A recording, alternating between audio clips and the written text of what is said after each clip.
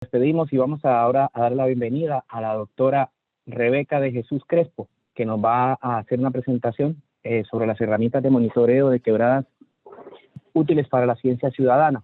Ya no sé si ya estamos con usted, doctora Crespo, ¿está por allí? Doctora de Jesús. Ah, sí, ya la veo. Bienvenida. Estoy aquí. Hola.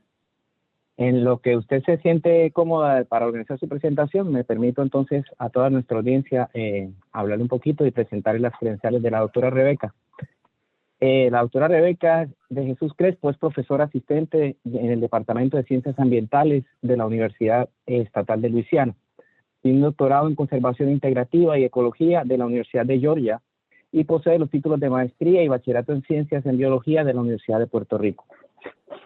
Ella ha recibido los premios del Centro de Ecología y Conservación Tropical aplicada de la UPR, la Fundación Ford y el programa Fulbright, que le ayudaron a financiar su investigación de posgrado. La doctora de Jesús también trabajó previamente como bióloga para el Departamento de Recursos Naturales y Ambientales de Puerto Rico y como investigadora postdoctoral para el Laboratorio Nacional de Salud e Investigación Ambiental de la Agencia de Protección Ambiental, EPA, donde además obtuvo el premio como científico del año de la División de Ecología del Golfo y el premio de Justicia Ambiental de la EPA. Su investigación actual vincula los patrones a nivel paisajístico de las actividades antropogénicas, los servicios ecosistémicos y los factores socioeconómicos con indicadores de integridad ecológica y salud humana. Con ustedes, entonces, los dejo para que la doctora Rebeca nos presente el material que nos tiene preparado para hoy. Buenas tardes, doctora, bienvenida. Gracias. ¿Me ven la presentación y me escuchan? Sí, correcto. Okay. Se ve perfecto. Ok, pues en el día de hoy yo quiero hablarles sobre estrategias de ciencia ciudadana para monitoreo de quebradas. Y cubre un poco el trabajo que hice durante mi tiempo como estudiante graduado, así que cubre bastante años de trabajo. Bueno, primeramente la ciencia ciudadana nos referimos a cuando ciudadanos que no necesariamente tienen un peritaje en específico nos ayudan a la colecta de datos científicos. Y esto de ciencia ciudadana es bien importante porque primeramente provee oportunidades de educación al público en general. Al proveer estas oportunidades de educación, las personas pueden entender mejor los ecosistemas, crear más concientización a la conservación de los ecosistemas, y también es una oportunidad para demostrar oportunidades de carrera, especialmente para jóvenes de escuela superior y otras personas que les interese el tema ambiental.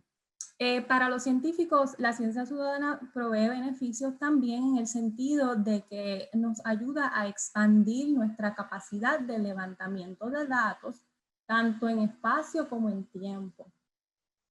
Y esto es particularmente importante para el estudio de cuencas hidrográficas y de ríos. En el caso del el estudio de quebradas y de cuencas, la ciencia ciudadana nos ayuda a colectar datos en más lugares a la misma vez, de manera que a lo mejor podamos comparar diferentes cuencas y de una manera controlar por las diferencias digamos que un día hay mucha lluvia en un lugar, otro día es diferente las condiciones de tiempo, y entonces controlar por ese factor temporal. Como por ejemplo aquí muestro una foto, un diagrama de un estudio que se realizó sobre cangrejos en diferentes ríos. Eso tomaría mucho trabajo en un solo grupo investigativo en un laboratorio, pero si se levantan voluntarios para colectar información detallada a la misma vez en diferentes lugares, pues la ciencia ciudadana pues, ayuda a expandir esta capacidad investigativa.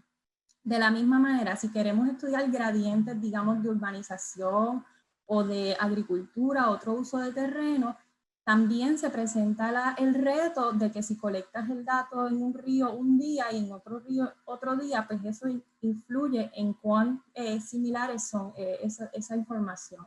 Pero si empleas ciudadanos científicos a la misma vez en diferentes lugares de la cuenca, los resultados pues podrían ser más comparables.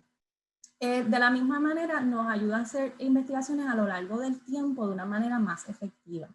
Uno de mis problemas más grandes estudiando quebradas es que las quebradas sabemos, como se muestra en este diagrama del Río Grande de Añasco, varían mucho de acuerdo a su flujo. El flujo cambia con las lluvias todo el tiempo. Entonces esto cambia cuáles son los parámetros de calidad de agua, te va a cambiar de un día a otro, la comunidad biológica va a ser diferente, la manera en que esa quebrada se ve físicamente va a ser diferente dependiendo del nivel del caudal. Y es bien retante poder capturar esa variabilidad. Pero si tenemos un grupo más grande de personas ayudando, pues estos tipos de retos se pueden manejar de una manera más efectiva. Entonces, para uno poder tener un programa de ciencia ciudadana, hay varias cosas que hay que tomar en cuenta porque los ciudadanos científicos son voluntarios. Entonces, lo primero es que tienen que ser estrategias costo efectivas para que mucha gente las pueda utilizar sin ningún tipo de costos, que sean fáciles de utilizar, que no requiera ningún tipo de peritaje específico, ningún tipo de manejo especial de un equipo sofisticado. También tienen que ser estrategias rápidas, o sea, si tú tienes una red de voluntarios, mucha gente a lo mejor muestra entusiasmo los primeros meses de una iniciativa, pero si toma demasiado tiempo ya vas a ver que ese entusiasmo se va mermando. Pero para mantener ese interés, pues algo que sea rápido y fácil es lo que estamos buscando.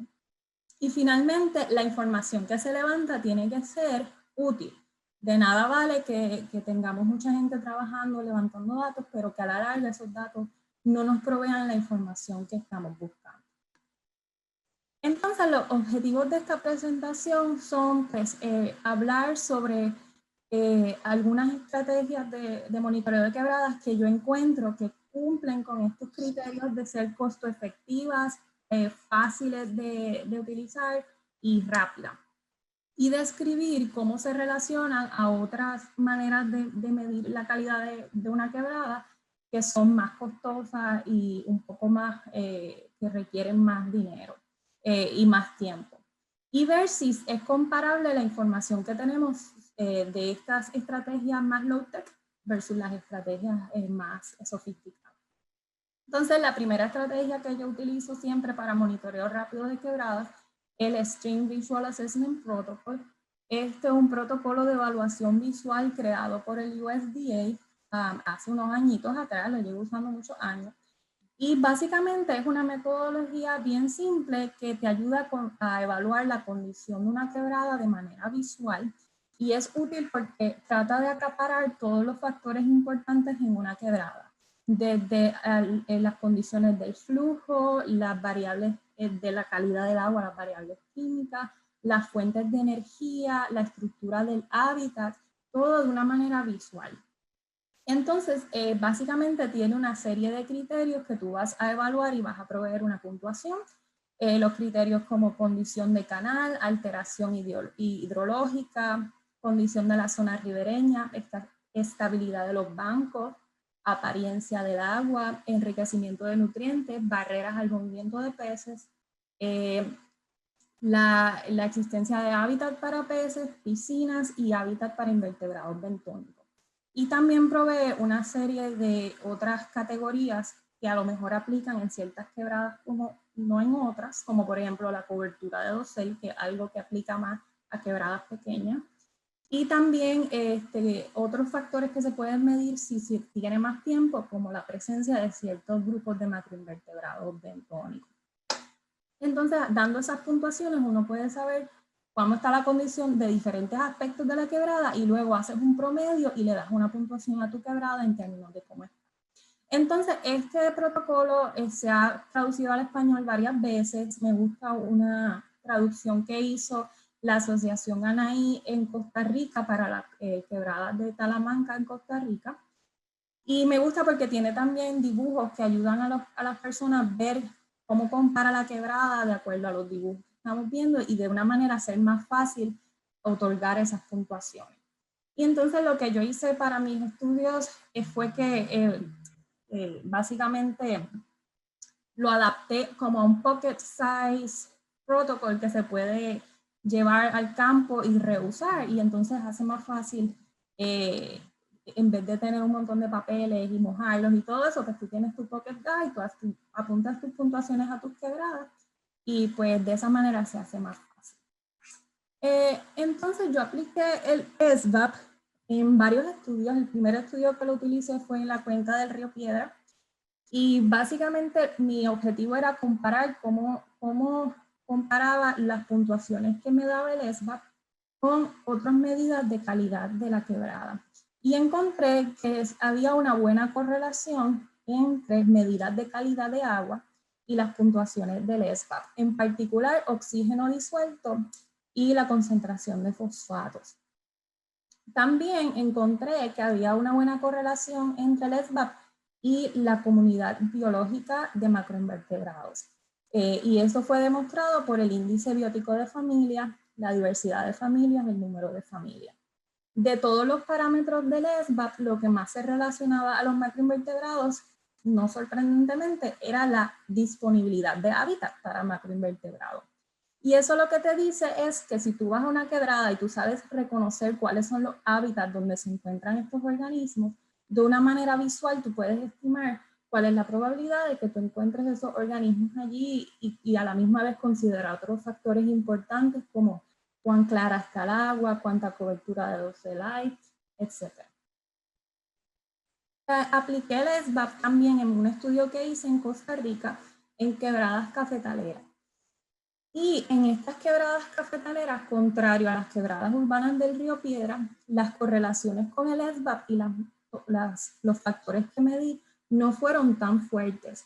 Y una de las razones es porque la mayoría de mis quebradas eran bastante similares en términos de impacto, versus lo que yo vi en el río Piedras, que había un gradiente verdadero porque había unas áreas en aquel entonces que yo estaba haciendo ese estudio, había unas áreas bastante verdes en las cabeceras y también habían áreas bien urbanas también en esas localizaciones, así que había más gradiente que comparar. Sin embargo, sí encontré un factor correlacionado con el SVAP en el caso de las quebradas de café y era la presencia de organismos descomponedores de hojarasca. Y es porque el SVAP te mide, o no te mide, pero te estima la cobertura de dosel de una manera visual. Y si no hay dosel, pues no van a estar esos organismos. De nuevo, si tú sabes reconocer esos factores visuales, tú sabes qué cosas de la quebrada no las estás encontrando y cómo eso va a afectar a tu comunidad biológica. Entonces, también aplica el SVAP en un tercer lugar, que eran en fincas de cacao en Ghana. Esto fue un proyecto que yo estaba haciendo con el Rainforest Alliance, que es una organización que da certificaciones de sustentabilidad a café, a cacao y a diferentes diferentes tipos de agricultura. En el caso de Ghana, lo que estábamos interesados era ver el asunto del interrater bias.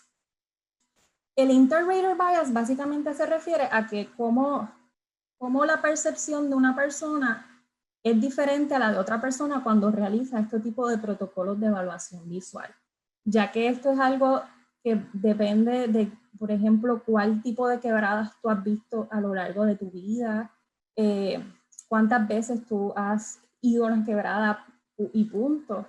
Entonces depende del contexto, la persona que lo esté realizando, el nivel de experiencia, y va a ser diferente. Entonces lo que hicimos fue que en este caso visitamos como 10 quebradas y teníamos 2 personas realizando el SVAP y veíamos cómo variaban las puntuaciones que daba una persona versus la otra. Y esas son esas líneas que ustedes ven, la roja y la azul, son las puntuaciones dadas por 2 individuos.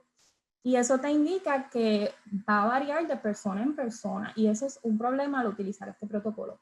Entonces, ¿cómo se atiende esta problemática? Pues lo ideal es que si tú vas a tener diferentes ciudadanos científicos haciendo este protocolo, es mejor que se tengan al menos 3 personas realizándolo a la misma vez cada vez que se haga para poder tener un promedio de esas observaciones y que sean más fidedignas. Pasamos la segunda herramienta que yo uso, el densiómetro, que es una medida un poco más cuantitativa que el SVAP para medir esta factor de cobertura de dosel que es bien importante. Básicamente es un espejo con unos cuadrículas y te dice cuántas de esas cuadrículas tiene cubierta de vegetación y cuántas no. Y eso te ayuda a estimar cuánto hojarasca va a caer en esa quebrada, cuánta luz está entrando, cuánta sombra va a estar cubriendo la quebrada para mantener temperatura. Y todos esos factores que realmente son importantes para la comunidad bentónica y para los peces y otros organismos acuáticos. Este aparato es bien fácil de usar, también es un aparato de bolsillo y el costo pues no llega a más de $100. Entonces, pues estas medidas de estos aparatos, estos son algunas cosas que demuestran que, algunas figuras que demuestran que sí hay una correlación entre estas medidas del densiómetro y la comunidad biológica. ¿Tengo tiempo? ¿Cuánto tiempo me queda? Ok, perfecto. Así que ahí les dejo esas gráficas, no voy a entrar en detalle porque quería también tocar la tercera herramienta que me gusta mucho, que es el tubo Secchi. El sedimento, como muchos de ustedes han mencionado, es uno de los contaminantes más importantes en las quebradas, ya sea urbanas, agrícolas o simplemente por la existencia de caminos de tierra, como se estaba hablando en Culebra. Y medir cómo cambia el sedimento en quebrada es una buena manera para involucrar a ciudadanos científicos. Y entonces, una de las maneras de medir sedimento es medir claridad de agua. Claridad de agua usualmente se mide con unos turbidímetros y que te miden las unidades de turbidez del agua. Pero también existe este tubo Secchi, que básicamente es una adaptación del disco que se utiliza en lagos para medir profundidad, pero adaptado para quebradas. Y es una medida bien fácil de tomar la misma información. Comparamos el tubo Secchi en las quebradas de cacao en Ghana con las medidas del turbidímetro y vemos que hay una correlación casi exacta y que se puede medir la misma variable de una manera mucho más sencilla a una fracción del costo, porque los turbidímetros valen $1000 para arriba y que lo puede realizar cualquier persona, se puede entrenar en cuestión de 5 minutos para utilizar este aparato. Ok, entonces para concluir, las herramientas de ciencia ciudadana para que puedan funcionar de manera eficaz, pues tienen que ser costo efectivas, fáciles de utilizar y rápidas. Para quebradas, las herramientas que yo he encontrado que cumplen con estos criterios incluyen el SBAP, el tubo Secchi y el densiómetro. El SBAP es bueno particularmente si lo que se quiere es también fomentar educación, ya que te mide muchas variables dentro de una quebrada y ayuda a concientizar a los ciudadanos sobre qué cosas son importantes en una quebrada, qué cosas hay que mantener saludables. Y la sedimentación y la preservación de vegetación ribereña es bien importante, son uno de los factores más importantes para proteger quebradas y se pueden monitorear estos factores con este tubo Secchi y el densiómetro de una manera costo efectiva y rápida. Así que con esto, pues agradezco al Rainforest Alliance, con quien estuve haciendo muchos de estos proyectos, el laboratorio de Alonso Ramírez, también hice el proyecto de Río Piedras, y todas las personas que ayudaron para estos proyectos. Muchas gracias. Muchas gracias a la doctora Rebeca de Jesús por su presentación. Estamos muy agradecidos por habernos acompañado en el día de hoy y a todos ustedes les recordamos que pueden hacer preguntas, las pueden, ahí abajo van a encontrar un espacio donde pueden hacer las preguntas y al final la doctora Rebeca y en el espacio de preguntas algunas serán leídas.